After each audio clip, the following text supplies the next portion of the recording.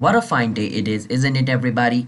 Do watch a tutorial video, And in today's tutorial video, I will be showing you guys how you guys can connect your Metamask wallet to your PancakeSwap account. So basically, PancakeSwap is a website where you guys can exchange your crypto.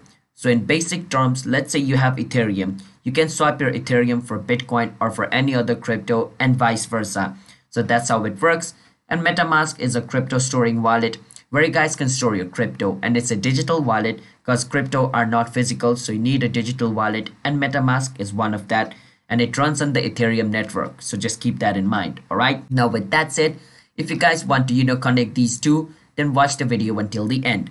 But before that, don't forget to hit that like and subscribe to our YouTube channel App Tutorial for future videos just like this. And if you guys have any question, you can ask us in the comment. I will be happy to answer you guys. And let's jump right into the video, shall we?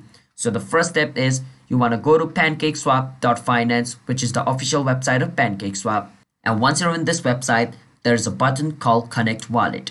And what you want to do is click on Connect Wallet, and from the option over here, choose Metamask. Once you do that, your Metamask wallet will pop up at the side like this if you guys have added Metamask to your extension. So first, make sure you add Metamask to your extension and create yourself a Metamask wallet. Otherwise, it's not going to be shown over here. All right.